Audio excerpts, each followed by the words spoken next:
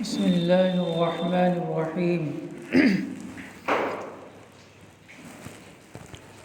نحمده ونصلي على رسوله الكريم اما بعد قال الله تبارك وتعالى في القرآن المجيد والفرقان الحميد اعوذ بالله من الشيطان الرجيم بسم اللہ الرحمن الرحیم یا ایہا الذین آمنوا ادخلوا فی السلم کافہ ولا تتبعوا خطوات الشیطان انہ لکم عدو مبین وقد قال اللہ تبارک وتعالی يا أيها الذين آمنوا أطيعوا الله وأطيعوا الرسول ولا تبطلوا أعمالكم صدق الله العظيم۔ میرے محترم بزرگوں اور دوستوں، ملت اسلامیہ کے نوجوانوں اور حاضرین مسجد، اللہ رب العزت کا احسان اور کرم کہ اللہ تعالیٰ نے ہمیں جمعہ کا مبارک مقدس دن عطا فرمایا، اپنے دربار کی حاضری نصیب فرمائے۔ اللہ ہماری اس حاضری کو قبول فرمائے۔ قرآن کریم کے دو مقام سے میں نے آیتیں تلاوت کی ہیں۔ ایک آیت کے اندر اللہ رب العزت ایمان والوں کو مخاطب کر کے یہ حکم فرما رہا ہے، اے ایمان والو، اسلام کے اندر پورے طور پر داخل ہو جاؤ۔ اور پھر آگے فرمایا وَلَا تَتَّبِعُوا خُطُوَاتِ الشَّيْطَانِ، کہ شیطان کے نقش قدم پر مت چلو۔ شیطان جو چاہتا ہے، جو تم سے کروانا چاہتا ہے، اس کے نقش قدم پر مت چلو، بلا شبہ وہ تمہارا کھلا ہوا دشمن ہے۔ اور پھر دوسرے مقام پر جو آیت پڑھی کہ اے ایمان والو، اطاعت کرو اللہ تعالیٰ کی اور اطاعت کرو اس کے رسول صلی اللہ علیہ وسلم کی۔ وَلَا تُبْطِلُوا أَعْمَالَكُمْ، اس کے آگے فرمایا کہ اپنے اعمال کو برباد نہ کرو۔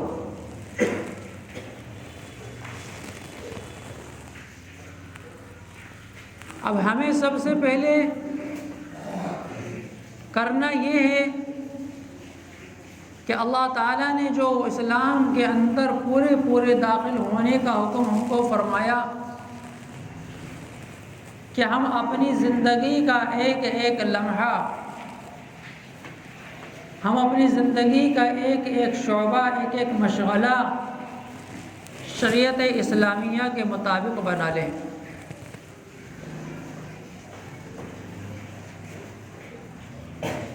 اور اسی لیے فرمایا کہ اسلام کے اندر پورے طور پر داخل ہو جاؤ۔ ایسا نہیں ہے کہ تم کچھ باتوں کو تو پکڑ لو جو تمہیں اچھی لگے یا جو آسان سی لگیں، یا جن چیزوں کے اندر تمہیں اپنا فائدہ نظر آئے تم ان چیزوں کو پکڑ لو اسلام کے نام پر،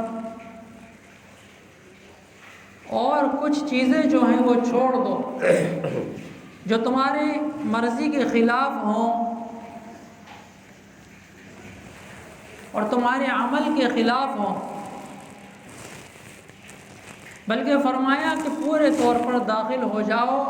اب چاہے اس کے اندر جو چیز تمہاری مرضی کے خلاف بھی ہے،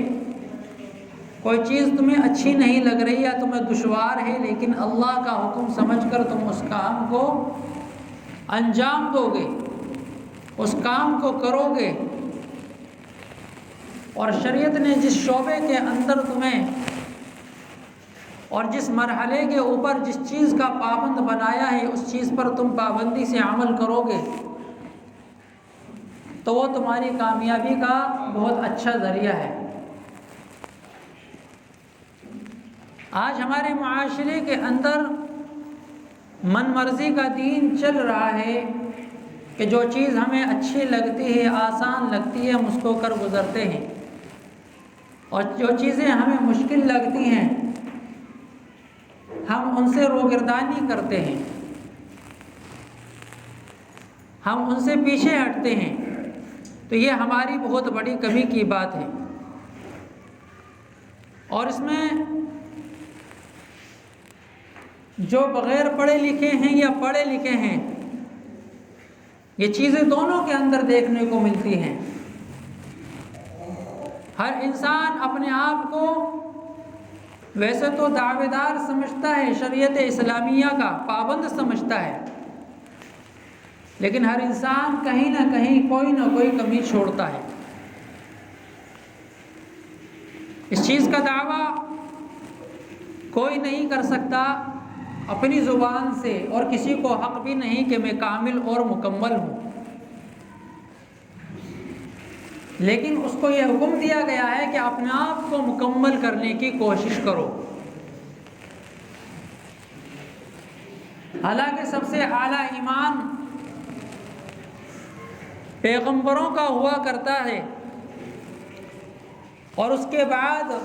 پیغمبر کے صحاباؤں کا ایمان دوسرے نمبر پر ہوتا ہے،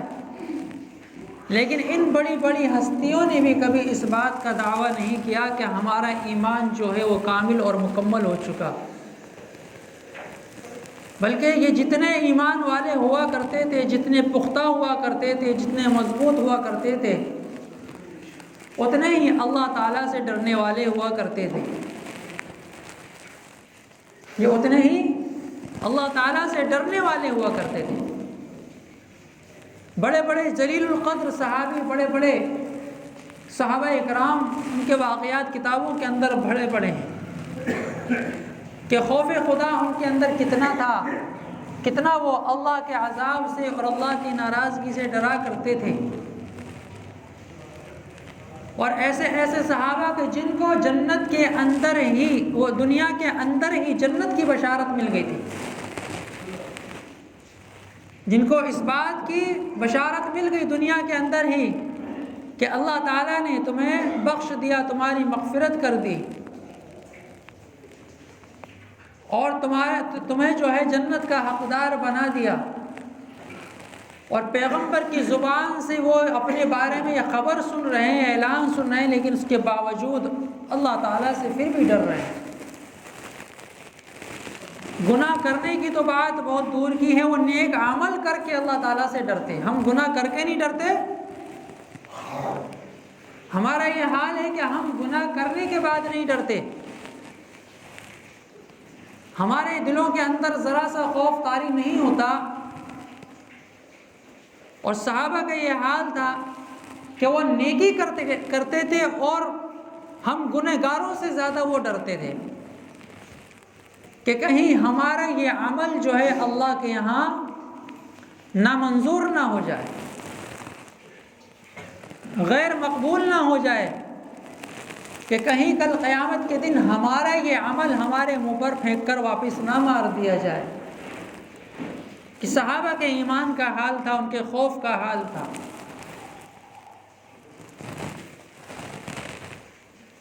تو اللہ تعالیٰ نے کیا فرمایا کہ اپنے آپ کو اسلام کے اندر پورے طور پر داخل کر لو، یعنی کہ جس شعبے کے اندر بھی اللہ تعالیٰ نے جس چیز کا تمہیں حکم فرما دیا کہ تمہیں اس وقت پر تجارت کرنی ہے،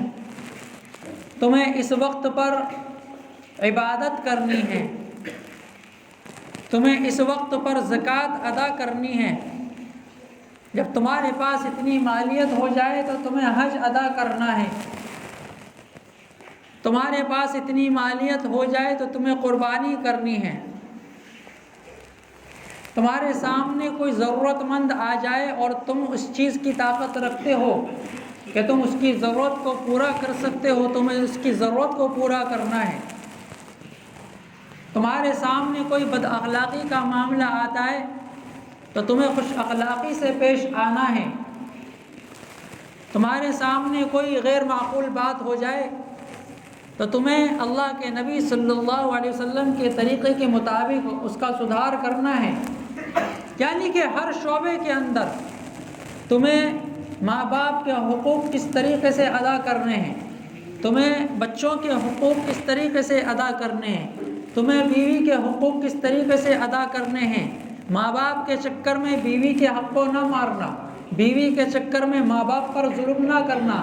جہاں جس کا جو مقام بتا دیا اس کو وہیں رکھنا۔ کہیں ایسا نہ ہو کہ بیوی کی محبت میں آ کر اور بیوی کی باتوں میں آ کر تم ماں باپ کی بے حرمتی کرنے لگو، ماں باپ کے ساتھ ظلم و زیادتی کرنے لگو، ماں باپ کی نافرمانی کرنے لگو، ان کے اوپر تم چیخنے چلانے لگو،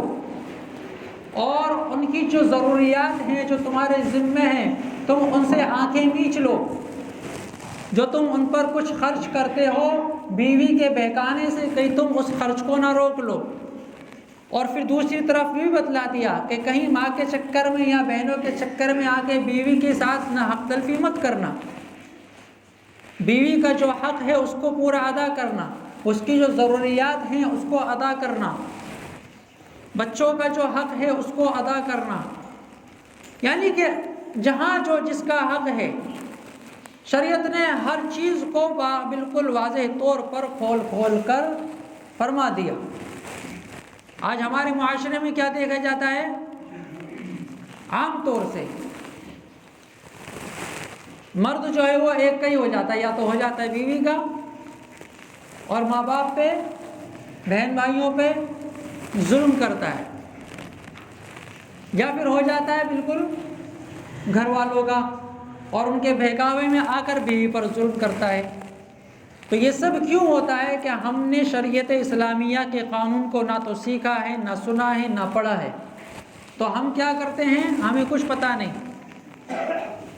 جو پرمپرائیں چلی آ رہی ہیں ہم ان پرمپراؤں کے حساب سے اپنے کاموں کو انجام دیتے ہیں، لیکن کبھی سال و سال ہم اس چیز کی طرف توجہ نہیں کرتے۔ ہم یہ نہیں سوچتے کہ شریعت اسلامیہ کا اس بارے میں کیا حکم ہے، شریعت اسلامیہ ہمیں اس جگہ پر کیا حکم دیتی ہے، شریعت اسلامیہ ہمیں کیا بتلاتی ہے۔ تو ہر جگہ پر بتلا دیا شریعت اسلامیہ نے کہ تمہیں اپنی زندگی کے ہر شعبے کو، چاہے وہ تجارت کا ہو، چاہے وہ زراعت کا ہو، چاہے وہ عبادت کا ہو، چاہے وہ تمہاری گھریلو زندگی کا ہو، چاہے وہ تمہاری باہر کی زندگی کا ہو، ہر جگہ پر شریعت اسلامیہ نے ہم کو بتلا دیا کہ ہمیں کس طریقے سے اس کام کو انجام دینا ہے، چاہے وہ اخلاقیات ہو، چاہے وہ معاملات ہوں، چاہے وہ معاشرت ہو، ہر چیز کو بتلا دیا کہ کہاں پر تمہیں رشتہ داروں کے ساتھ خوش الحانی کے ساتھ پیش آنا ہے، تمہیں پڑوسیوں کے ساتھ کس طریقے سے حسن سلوک کرنا ہے، تمہیں ماں باپ کے ساتھ کیا حسن سلوک کرنا ہے، تمہیں اولاد کے کیا حقوق ادا کرنے ہیں، یہاں تک کہ اولاد کے بارے میں نام تک تربیت بھی بتلائی، یہاں تک کہ ایک نام جو ایک بہت چھوٹی سی چیز ہے، بہت چھوٹی سی چیز ہے، اس کا رکھنے کا بھی طریقہ بتلا دیا، اور یہ بتلا دیا کہ اچھے سے اچھا اور بہتر سے بہتر نام شریعت کے مطابق جو ہو، وہ نہیں کہ جو ہمیں اچھا لگ رہا ہے، ہمیں بولنے میں یا ہمارے کانوں کو سننے میں اچھا لگ رہا ہے وہ نہیں۔ آج کل ایک رواج بن گیا نئے سے نئے نام کا، بلکہ شریعت یہ کہتی ہے کہ جو شریعت نے کہا ہے، جو شریعت کے خلاف نہ ہو وہ نام رکھو۔ یعنی نام دیکھو کتنی چھوٹی سی چیز ہے، میں مثال دے رہا ہوں صرف، کہ نام تک کے بارے میں شریعت اسلامیہ نے ہم کو بتلا دیا۔ اور حدیث میں کیا ہے کہ بچے کے پیدا ہونے کے بعد جو سب سے پہلا تحفہ بچے کو دیا جاتا ہے وہ اس کا بہتر سے بہتر اور اچھے سے اچھا نام ہوتا ہے۔ آج کل ہم یہودیوں والے، عیسائیوں والے، انگریزوں والے نام رکھ کر بڑے خوش ہوتے ہیں اور یہ سوچتے ہیں کہ دیکھو ہمارے پورے خاندان میں، پورے آس پڑوس میں، پوری گلی محلے میں یہ کسی کا نام نہیں ملے گا۔ ایسے نام ہم تلاش کرتے ہیں۔ ہم کبھی شریعت اسلامیہ کے مطابق نام رکھنے تک کو پسند نہیں کرتے، اور اعمال تو یہ کتنا آسان عمل ہے یہ، اس میں نہ ہمارا مال خرچ ہوتا ہے۔ کبھی ایسا ہوتا ہے کہ بھئی نام رکھنے میں پیسے خرچ ہوں گے، نہ ہمارا وقت خرچ ہوتا ہے کہ بھئی کہیں جانا پڑے گا، کہیں سفر کرنا پڑے گا، اتنے دن کی عبادت کرنی پڑے گی جب جا کے نام رکھا جائے گا۔ آج کل تو فون پہ بھی کوئی بھی آرام سے کسی بھی عالم سے نام پوچھ کے نام رکھ دو، معنی پوچھ کے بھئی یہ رکھنا چاہ رہے ہیں، اس کے معنی بتا دو، کتنا آسان عمل ہے۔ لیکن ہمارے معاشرے کے اندر اس نام کو بھی ایک بہت بھاری کام بنا دیا گیا ہے۔ کیوں بھاری کام کیوں بن گیا؟ کیونکہ ہم نے اپنے طریقوں کو شریعت سے ہٹا دیا، اور ہم پھر دنیا کی روش کے اندر چل کر ناموں کو بھی جو رکھ رہے ہیں وہ شریعت اسلامیہ کے خلاف رکھ رہے ہیں۔ ایک واقعہ ہے، ایک بیچارے بہت کوئی ادھورے پڑھے لکھے، جسے کہتے ہیں نا ادھورے پڑھے لکھے جو ہوتے ہیں، ان کے گھر جو ہے کوئی ایک پڑھے لکھے آدمی گئے مہمانداری میں، تو ان کے لیے جب کچھ ناشتے پانی کا سامان منگوایا تو گھر والے نے اپنے بچے کو آواز لگائی کہ مشرکین، ارے مشرکین ادھر آنا ذرا۔ اب انہوں نے جو پڑھے لکھے مہمان تھے وہ چونک گئے، کہنے لگے یہ آپ کس کو بلا رہے ہیں؟ کہ جی وہ میرا بیٹا ہے۔ تو آپ نے اپنے بیٹے کا نام مشرکین رکھا ہے؟ کہ ہاں میں نے مشرکین رکھا ہے۔ کہنے لگے یہ آپ کو نام کس نے بتایا، کہاں سے بتایا؟ کہنے لگے وہی کون بتائے گا، میں قرآن پڑھتا ہوں، قرآن میں ہے نام یہ مشرکین۔ کہنے لگے اللہ والو کہ مجھے معلوم ہے یہ قرآن میں ہے، قرآن میں تو شیطان کا بھی نام ہے، قرآن میں تو گدھے کا بھی نام ہے، قرآن میں تو کتے کا بھی نام ہے۔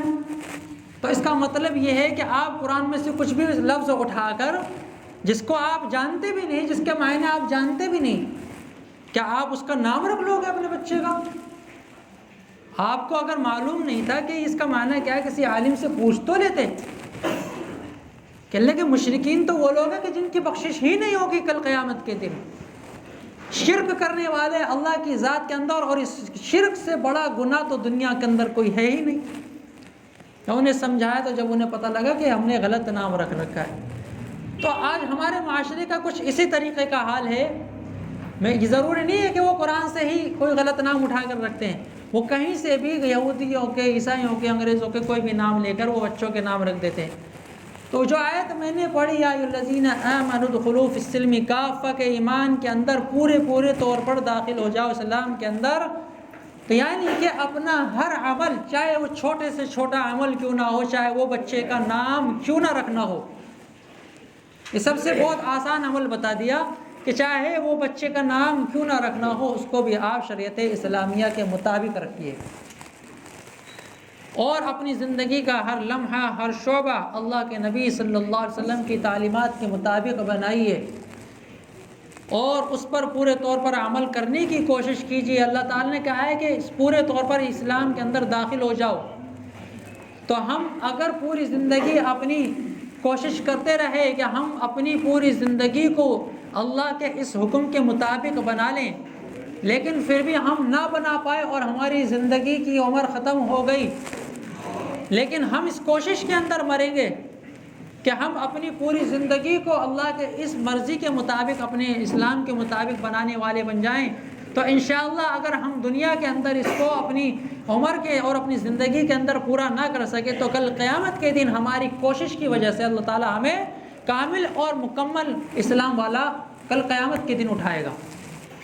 کل قیامت کے دن اللہ تعالیٰ ہمیں کامل اور مکمل اسلام والا اٹھائے گا۔ جس طریقے سے حدیث میں آیا نا کہ ایک انسان جب اللہ کے دین کے لیے، اللہ کے دین کا علم سیکھنے کے لیے نکلتا ہے، قرآن و حدیث کا علم سیکھنے کے لیے نکلتا ہے، لیکن اس سے پہلے، مکمل سیکھنے سے پہلے، مکمل تعلیم حاصل کرنے سے پہلے اس کی موت آ جاتی ہے اور وہ ادھورا رہ جاتا ہے، تو کل قیامت کے دن اللہ تعالیٰ اس کو علماء کی صف کے اندر کھڑا فرمائے گا۔ تو ایسے ہی ہر نیک کام کا معاملہ ہے، آپ نے جس نیک کام کے اندر قدم بڑھا دیا اور پھر آپ اس کو کرنے سے پہلے فوت ہو گئے، مر گئے، تو آپ کی کوشش کی وجہ سے اللہ تعالیٰ اس کام کے اندر اللہ تعالیٰ آپ کو پورا کامیاب کل قیامت کے دن اٹھائے گا۔ اللہ تعالیٰ ہم سب کو عمل کی توفیق عطا فرمائے۔ وآخر دعوانا الحمد للہ رب العالمین۔